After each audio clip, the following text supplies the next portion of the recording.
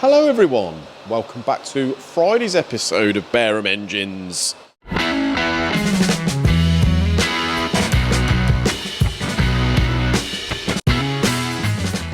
So what have we got to do today, mate? I've got to crack on with the Cosy block. Yep. Get them liners in. I've got another set of liners to put in this Cosy block. I've got the 8 liners still to go in the Rover V8. Liners. But first of all, I'm going to just get the Cosy block onto the press, and we'll head over there and I'll show you how to put the liners in. Not that I haven't shown you before. It's always interesting to go through it again, isn't it? It is, yeah. Always good to have another look. One left to go in, mate. This is the RS500 cylinder block for the Cosworth. Yep. We've got 3 of the liners in already, and we're putting another one in here now. So this is the one that had very thin liners in it. Yes. And we're obviously unsure as to the thickness and the fit and what have you, so it's not worth the risk. No. So we're going to put our top hat ductile iron liners in. We've got 3 in here, and this is the 3rd one. So you can see, I know I've showed this plenty of times before, but there's obviously people going to be still intrigued on how we do it. And yep. so we've machined this now with a 3 thou interference, which means that bore now is 3 thou smaller than the diameter of that liner. Right. We've done a size to size fit for the flange at the top, so there's no interference there, because we don't see that will just almost slide in there. There we go. Because we don't want there to be any material removed from that diameter there and pushed down underneath the flange, but then we don't want it too big that there's a gap there. So we do it size to size. We're leaving about 20 thou proud, so we can skim this off afterwards and give it a nice fresh face. Yep. So what I've done, mate, is I've got our 620 retaining compound that we put in the bore, but we put it probably about the last inch. Yeah. That's all I do, just to create a seal and a bit of extra hold. So what we do is we put this liner like that, safety specs on, and of course you've got yours on, mate, ain't you? Yep, got them on. We've got a nice bit of material at the top there, just to push it down, raise the bed, and what I do first of all is just start the liner going in probably about 5 or 10 mil, and the reason for that is because we can't guarantee, because this is on screw gears, we can't guarantee that the face of that block is going to be dead parallel to the face of the ram. Yeah. Therefore, what I do is just start it off, and then I use 2 bits of bar, one at 90 degrees to each other, and what that does is it pushes on an actual point in the centre of the liner. Yeah. So it will centralise itself. So you can see that liner just centralising itself now. And we push down about a further ½ inch, take the pressure off, and just make sure it's not trying to force it. You can see that nice and central now? Straight, yeah. Then what I do is just make sure that this bit of material here is flush with the edge of the liner, so it's not going to push down on the next liner when we get to the bottom. Yeah. Just these little things you've got to remember, isn't it? Yeah. And usually with about 3 thou of interference, obviously we've warmed the block by washing it, we haven't heated it up too much. No. You find that when the liner gets almost to the bottom, the liner's warmed up a bit, and it starts to push it with probably about 4 or 5 ton. Okay.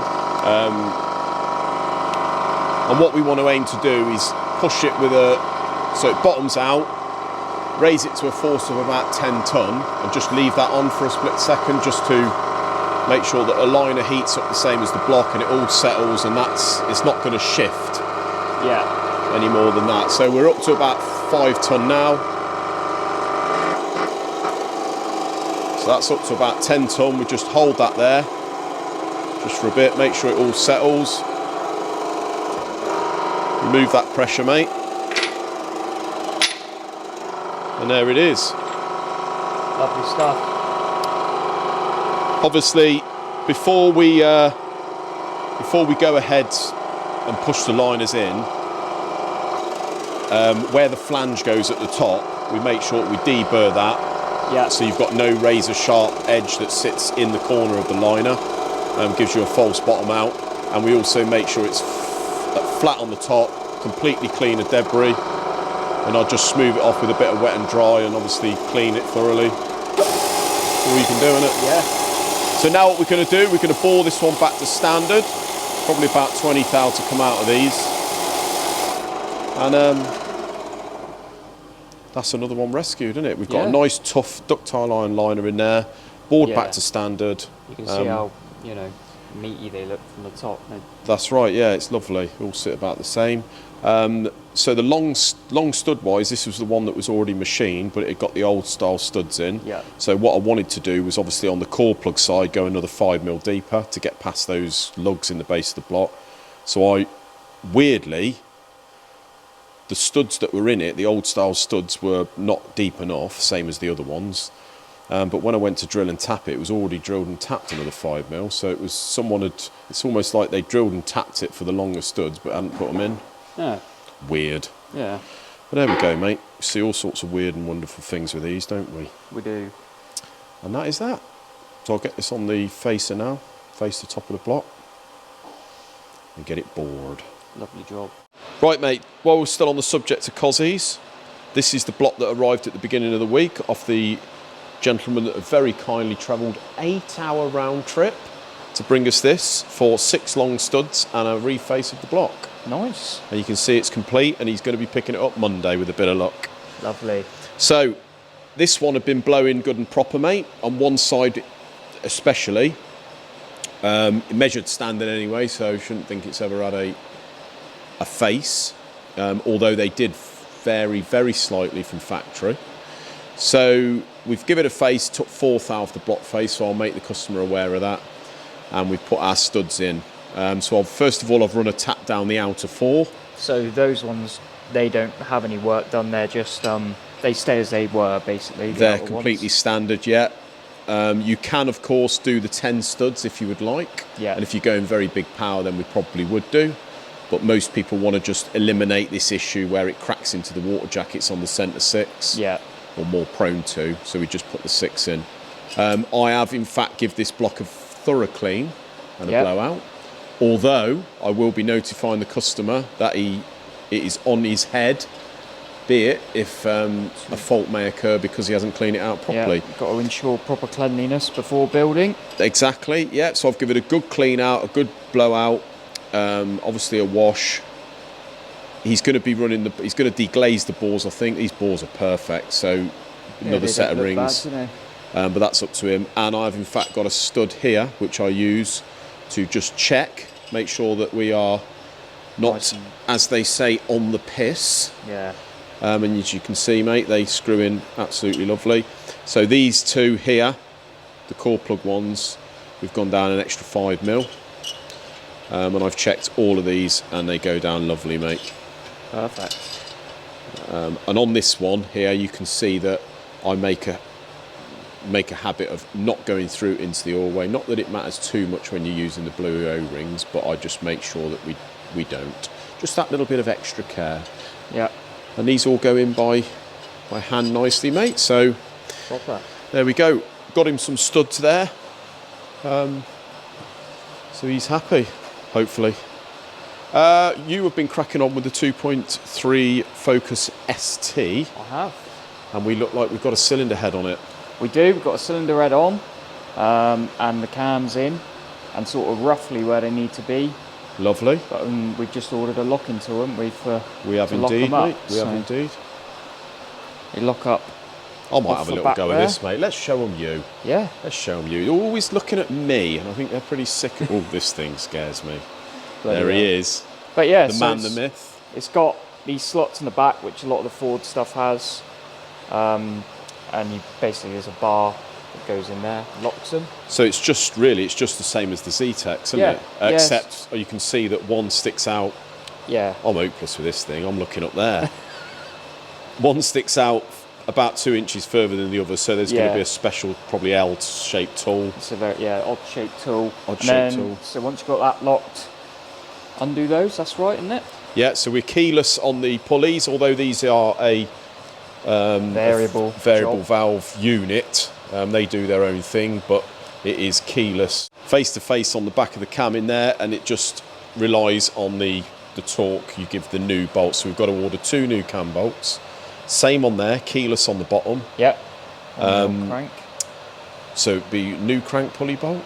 I assume so. Normally they want you to renew, so... Yeah, so it'd be the same sort of thing as the Zetec. Put all the chain on, pull the pin on the tensioner with the bolts slightly loose, I would have thought, or just probably I'll have nipped. to properly check the auto data, but yeah, we'll look at that. Yeah, and then you might have noticed down here, got a couple all over the shop here, mate. Got a couple little blobs of silicon on the head gasket. Now, explain why. So we're not absolute cowboys. No, we'll say that, but that's an actual thing that Ford recommends you do.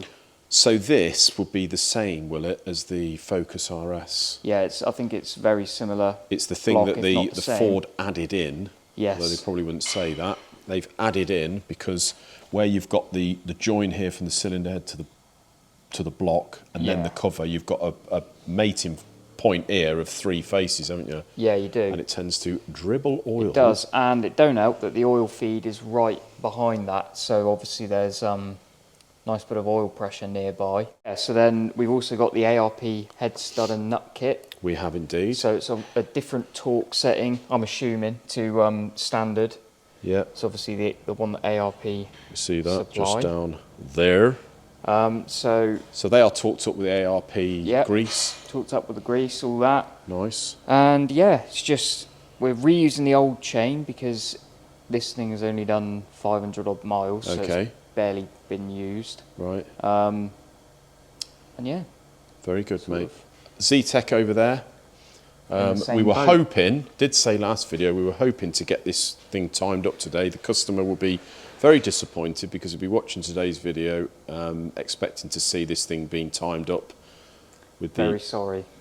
Didn't get round to it. Didn't get round to it. We've been very busy, but you can see it is pretty much at the stage where we're going to plonk the bout on, and that will hopefully be in Monday's video, won't it? Yeah, but that's much the same to the other one. You've got the bar in the back, locking the cams up. Yeah. See that bar there? Number 1 on top dead centre. Yeah. Which is why I got the DTI in there. Okay. Cam bolts all torqued up. And you're going to be doing this one on Monday, mate, aren't you? No pressure. I'll have a go. You'll have a little go. I've had a bit of a dry run today and sort of tried to, work out exactly what I've got to do. Ideal, mate. And yeah. I'm going to give you this thing back because it's bloody terrifying. That's mate. absolutely all over fine, the mate. place. The concentration, you've got the hang of that. Right, what else we got? Still no news. So it looks like at the moment we're going to be going around with just rear brakes and no fronts. Well, that should work. So yeah, don't That'll know, be mate. all right. I'm open to. He did say leave me for a couple of days to go through the emails, as if I'm lying that I've sent the front kit. But anyway, we'll see what happens on Monday. If not, he'll be getting another phone call. This Cosworth here, mate, next week I'm going to be stripping that. The 500 is going to be well on its way. I'll get the block finished Monday, Tuesday. All the little bits are sort of cleaned up. So this is going to be Meccano. I see you've done a lovely job with them rocker covers there. You like that? Standard red with the Barham engines. Logo on there, mate. Nice little gel sticker. Nice little gel sticker. I like the black one. And then this one is black. This one's for Steve. He loves a bit of stealth. Yeah. So we're going to do the block black with the rocker cover. Very nice. But most of this stuff that's 4-wheel drive on here, this is going to be going. He's going to be selling that, and this is going to be 2-wheel drive. So you can see we've cleaned up the sump and that. That's all cleaned out. We've got the 2-wheel drive pulleys here, the V-belt jobbies. Same with the water pump. So I'm going to have a word with Mar and see if they see what sort of deal they'll do on a long rod, short piston setup. Probably go that route, because I did say to Steve we'll probably go that route while we're at it for that extra bit of purchase. Yeah. Nice. Not a big deal. Oh, I've balanced a crank for the 500. It's in second to bottom drawer over there. Oh, let's have a look at this. Look at give that. It a little polish. So Lovely jubbly, mate. nice and All shiny. organised. Let you know. Very well done. Thank you, mate. That's about it, isn't it, really, this week? Still no news from the V6 Land Rover guy. He's got to the third to respond. And then we decide whether we want to press the old CCJ button, but Well, see what happens, innit? yeah. It's not a way I'd like to go, but got to get paid at the end of the day. Well, I'm here representing a business. It ain't personal, but we do need to get paid, mate. We're here to make money. Quite a bit of money as well, so, isn't it? So. It is a bit. But that's it, really, isn't it, for today's video? I think so. I've got a great deal more to tell you. Oh, just quickly on this, the 500 head. Now, I showed you when it come in, we had one of these break off. Bit of a renowned sort of thing for these Cosies, especially on ported heads. This had a bit of mild porting, but it had cracked around the back of there, on all three in fact, but this one had broke off. So you can see round there is a bit of a design flaw, where it's been machined for the nut. It goes very thin. Yeah. And what had happened on this, it looks like, is someone had tapped the dowels in a bit too hard, and it had punched through the back and caused an extra bit of weak spot, and it's broke it off. So Tom has very kindly welded that up. I've got to set this up now and face this face.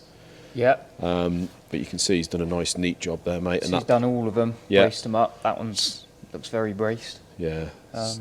Nice. But just gives that bit of extra strength, doesn't it? So hopefully that won't happen again. Yeah. Just saves a very valuable RS500 cylinder head. Exactly. So I'll be stripping that next week, give that a blast and give it a pressure test. And I shouldn't think there's anything wrong with it, but I just want to eliminate everything on this. You've had heat round the ports and that, so it's best to check. Yeah, and he did have a major head gasket blow, so I just want to eliminate every cracking issue. Obviously the block's sorted now because we've got the liners in it anyway. So you ever seen a Cosi head crack? No. I wouldn't have thought so. Not in the ports, not like some stuff does. Some stuff can crack inside the ports. Have been known to have ported them incorrectly and it's broke through the water jacket. But this one hasn't been ported like that, so no, it's sort of just had the. You see, like the if it's cracked inside there, it would be porous, but which I've never known on one of these. Yeah. So that's it, mate. Really nice. Have a lovely weekend. Yeah. Hopefully. Till Monday's video. Take care, guys.